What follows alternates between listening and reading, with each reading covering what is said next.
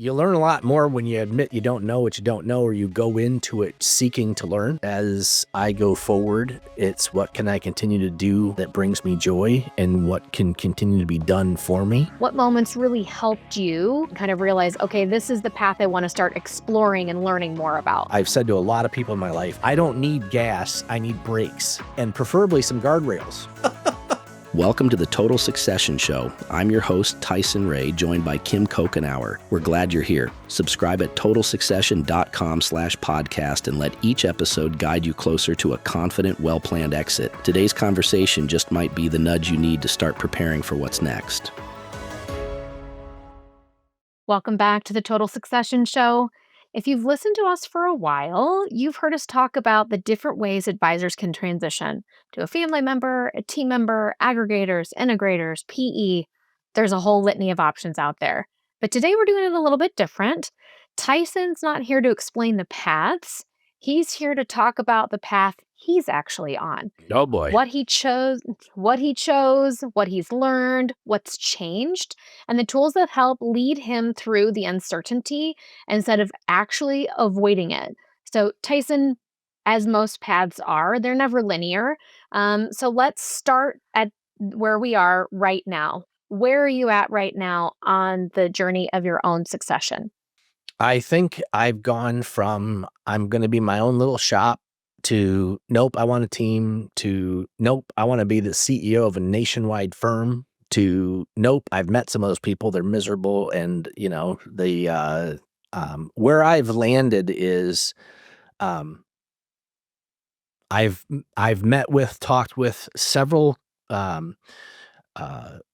again, internal, external, aggregators, integrators, and where I've landed is this. I feel like the kitchen table conversation that we have with clients and the entrusting that when they come to our firm, that they are buying into a process. And I understand there are other processes out there, but I just know that the one that we've done, I feel comfortable with, clients are comfortable with it. And I've landed on, nope, I think we're going to do an internal succession. Mm. And the reason why is because what I see is when I'm no longer doing this, whenever that is, and I bump into people, they're still having the same experience of the firm that we created, though other people are doing it, but because we have a repeatable processes and some of these things that just feels better than my concern is selling this to a third party, selling this to somebody else, that depending on who that new PE partner is or who the new executive is or how things change, are those clients' interests still going to be put first? Yeah. The freedom that got me there, because the dollar amounts can be different in these things, was the realization that, you know what, I can continue and steward well that which I make along the way to build the wealth necessary, that I don't have to squeeze every dollar of wealth out of the practice at the expense of, great, I have a ton of money in the end, but I left my clients hanging in the wind in the end. Yeah. So you've seen it not be that way for everybody, but what you were concerned about just led you to that decision, which makes perfect sense for the way you've approached this practice and taken care of the clients the way that you feel is best. So I think something that's helpful to understand is kind of what were some of the biggest challenges for you, not from a logistics standpoint, but maybe more from like an emotional or a mental standpoint. What challenged you in this time? One of the things that challenged me was, for some 20 years before you showed up, was burning through people to get to the right people, or realizing I didn't have the processes I needed to have the right people. That's huge.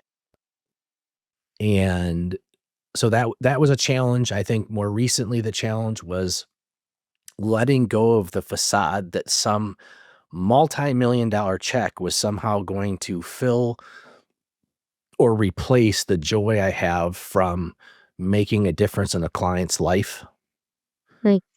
And again, the not I don't think all these firms are somehow gonna just screw clients, that's not what I'm saying, but um, the more money you get, the more I believe at risk the client is going to have of exceptional service. I mean, you only get one of 3 things, when you're trying low cost, quality, service. The more money you get in this transaction, the harder it is for the acquirer to provide quality and provide service. At the same time, we're running into a window of time here where the number of advisors servicing clients is declining and been declining, and the number of people that need advice is going up.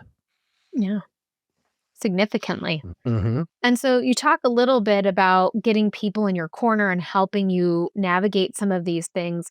What tools, what coaches, what mentors, what moments really helped you get get here and kind of realize, okay, this is the path I want to start exploring and learning more about?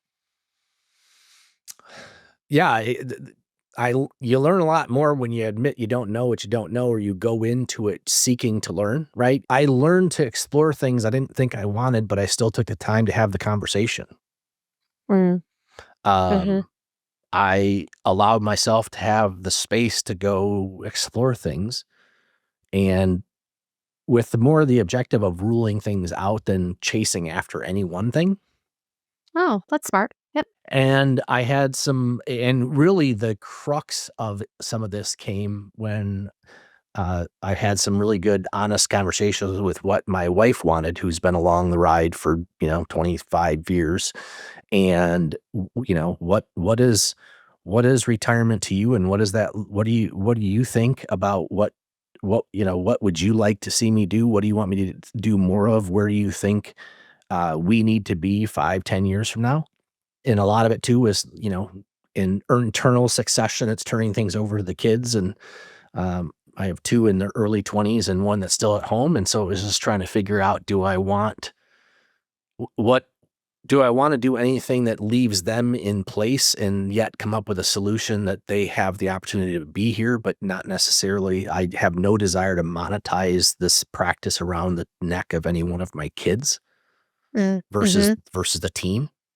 And so it's basically giving myself time while we're still running a very successful firm, which we've spent the better part of a year uh, exploring the possibilities Yeah. and being a student in the areas of succession and getting an additional certification and just in writing this book. Um, that it's to kind of live in that space. Bob Dunwoody used to say, "Live in the space of the question. Don't just Mm, answer the question. Live in the space of the what do I want to do." And hmm. ask yourself that, and ask yourself that, and ask yourself that, and over time, it will become clearer to you, but we're too incentivized to just answer and go, rush off, right? And not just, like, sit there for a second, and trust me, as you know, Kim, my nature is not to be this most patient, pondering, wondering individual. It's definitely not my skill set. But but there are times and decisions that I think are worthy not to rush, that they will come to you Mm, if you give yourself the space and the time to ask the questions and figure it yeah. out for yourself. What's your best succession? Hmm. And then be Yeah. open to the fact, because I've had a couple different answers to that also then can evolve. But what I've constantly done is, not realizing it, used a space framework of seeing something different, preparing for what it would need to make that happen, acting on it, committing to it, and often exiting some aspect of running the business or some area of responsibility or something that was taking up my time to be able to step more into what I originally saw. Hmm. Yeah, it's very true. Well, and one thing I know that has helped us, and I know I'm interviewing you, but I'm going to interject a little bit here. We started using the EOS framework from Gino Wickman and following the traction process. And our plan is rolling this out to the team next year. But we've gotten really clear, and I think that's helped you even see it at a different level. Like you've seen it grow, you've seen the assets grow, you see the number of people on payroll grow, you see the packed parking lots, and you see the households we get to service multiply. But looking out at the business from that standpoint really helped give you, I think, some clarity to know, okay, this is where we're going, this is where we need hires, and you've equipped and empowered me as your integrator to help you get there. But I think that was a big thing of realizing it's worth the investment that you pay to have someone help you do that and hold your feet to the fire, even when that can be good, healthy conflict. But it's good. I can't believe I'm going to say this because it's recorded.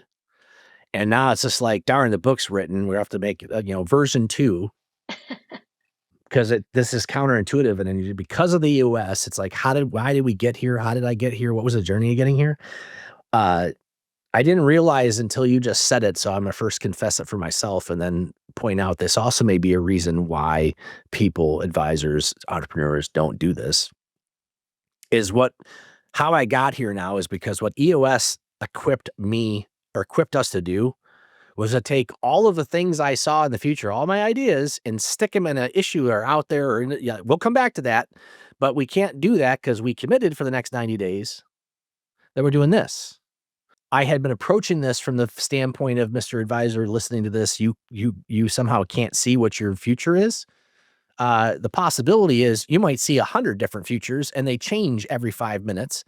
And your team doesn't know where they're going left or right, depending on the day, because you got the new vision. And yet there were some decision you made yesterday or a year ago or 6 months ago that you're continuing need to act out, commit to implementing, that you need to pause your next new shiny object, squirrel.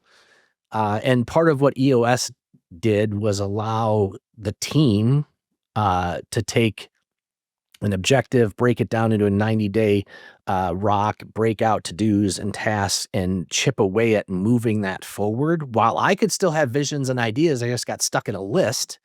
And ironically, when the 90 days came up and we got to pick from a list, like oh my God, we have to do this. And prior to having the system in place, I would have just whipsawed the team and by God, we're going to go climb the mountain over here now. That 90-day came about, and now my future self is seeing my past idea and being like, well, that's crap. That can wait, or we don't need to do that anymore. And yet the whole team prior to this system was, coming in and like, which direction are we rowing today? Are we all going in the same direction or should we not even bother because he's going to change his mind again? Yeah. That it is so counterintuitive to both help those that can't get the vision out there to get one out there, but probably more so for the entrepreneur is to allow the team to execute on the vision without having all the new ideas derail this 90-day segment. It kind of goes back to also this in the certified exit planning advisor, the S.P.A.C.E designation, this whole blew my mind, every 90 days asking yourself, are you selling the business or are you going to continue to grow the business? And you start there. And it's counterintuitive. It's like, well, I know I'm not selling the business. I'm going to ask myself that because then I'm going to shut down the noise of selling the business or the calls, the solicitations, the emails, and even in my internal succession of what I'm planning to do, we talked about for 2026, we're going to take the entire year, seems like a long time, to think through how best to start allocating ownership. What does that solution look like to then roll it out in 27? Prior to EOS, be like, call the attorney, sign the documents, throw the shares at somebody, and then realize, oops, wrong person, wrong time, wrong tax strat. That what I've learned is, which is, I'm just thinking of the sermon I preached years ago that I came up with, which was called rushing to rest. Right? It's just that races are won in the pit, like how fast you have to pull these cars over and refuel, retire, to let them win the race. That EOS allows a structure that you can go slow to go fast. You can slow down to accomplish more. And it's just so counterintuitive. Mm-hmm. But it really works. And if you don't have an implementer and you don't have a COO or you're just starting to build out your team, there are EOS coaches out there, and EOS is just one of several strategies that are out there. But the whole idea is to have someone help. You might need to be the one to help have a system of how you execute your thoughts. And I've said to a lot of people in my life, I don't need gas. I need brakes. Mm-hmm. And preferably some guardrails. Uh-huh. Uh-huh. It's very true. Well, and it's great because it allows you to still be you. It allows you to still be the visionary, and to you listening, there's nothing wrong with the way that you're wired. You just need some tools to help you be the way that you are and live in those gifts as part of your and figure and that's all part of helping with your succession plan. So I think it's something that a lot of advisors might need to understand is kind of this next question is that, there's something that they hang on to that's kind of like that wrong belief about succession. And I think as you kind of explore this, Tyson, what did you realize that most people go into succession thinking is actually a really wrong perspective? What do they think succession is that it isn't? I think it's viewed as an end, Mm, mhm. and I think it's a beginning of something better. Yeah, would agree. And I also think that succession, I guess along the lines of being in the end, like it's the end of yourself, it's shutting down the business, and it can be that ultimate exit, like you're done and you're retired, and some people are called into that in different ways than other people may not be. Um, but I think the other thing that succession is it is um, I just keep visioning a door that has an exit sign above it, and it's just like, it's stopping viewing succession as like you're locked in versus you have the opportunity to step out. Mm, And I have seen in 27 years of watching other entrepreneurs retire and sell their businesses that there are a lot of times that you don't know what you are called to do until you stop doing what you're doing. That you may need to step out of the business to find out what else your skills and talents and gifts and energies can be applied towards. That mm, the other lie is that somehow you're no longer going to be able to make an impact, or you're no longer important. You no longer have a purpose if you're not driving absolutely everybody crazy in your insanity and trying to run this business that you were meant to let go of years ago. mm, mm. Oh, hope they just hit the 15-second rewind on their podcast app and listen to that again. Might be helpful. Um, so Tyson, what for you has been the most unexpected gift to you in starting the succession journey? I am getting better at not misappropriating my emotions because I have this new vision and this new goal I want to have. And I feel like I was dragging my team off my old goal onto my new goal when it turned out my old goal needed to be done for my new goal to be a possibility, Mm, and pissing everybody off along the way, including myself.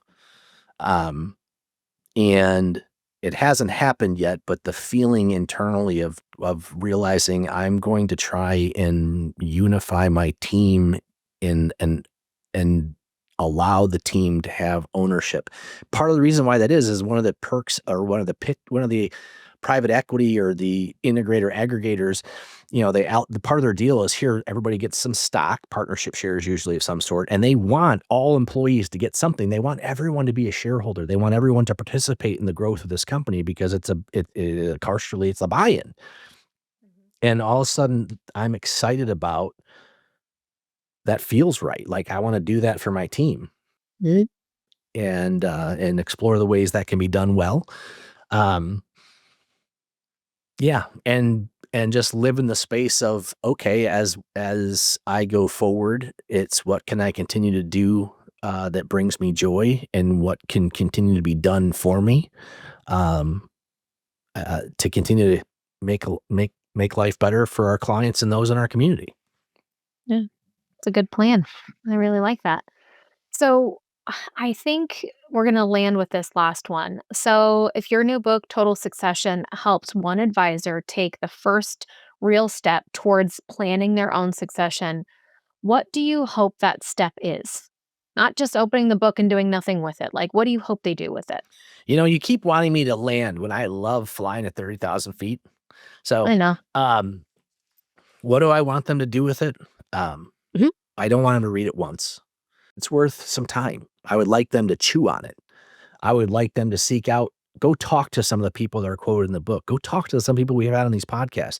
You'd be shocked. A lot of people are willing to spend some time when you just raise your hand and say, hey, can you tell me a little bit about your company, or tell me a little bit about what you did, or I'm trying to learn. Um, I want them to take that book and take some of the questions or some of the things that they don't have answers to, and ask the people that are most important in their life, what should I do? Tell me what I should be thinking in this situation. It doesn't mean you have to do it, but it just opens up. Again, we all have blind spots. Yeah, just explore the possibilities and go back to where you were when you were a young child trying to figure out how to walk, right? I don't know if any of you had a child or have a grandchild or been around children, they fall a lot. And somehow when we get older, we don't allow ourselves to fail. We don't allow ourselves to fall on our face or pick up or realize that was a bad idea. And part of this journey is allowing yourself to think about some things and pursue it, and then realize, oh, that's not the right one, so I need to pivot. Instead of just giving up on it and going back and strangling your team and running the thing and doing all the stuff yourself, or not doing anything at all. Because I think it comes to you. And the truth is, the answers are in you. Part of the total succession is to help ask you some of the questions to get the answers out. Part of it is to encourage you to talk to other people to get your answers out, because your best self is inside of you, waiting for you to help you live it out. So true. So as you've heard today, people who even teach this stuff still wrestle with it. And the good news is you're not alone.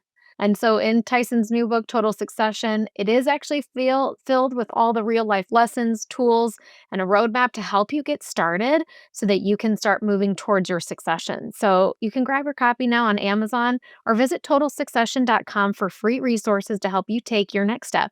And we'll be back soon with more conversations like this.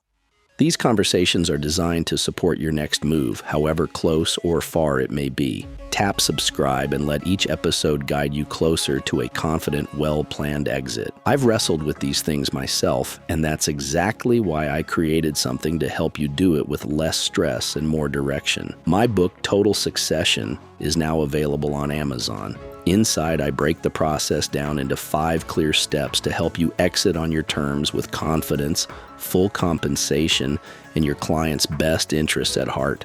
You can also visit totalsuccession.com/podcast to download a free starter guide that walks you through my SPACE framework: see, prepare, act, commit, exit. Remember, you only exit your business once. Create the space to do it well. Thanks for listening. Until next time.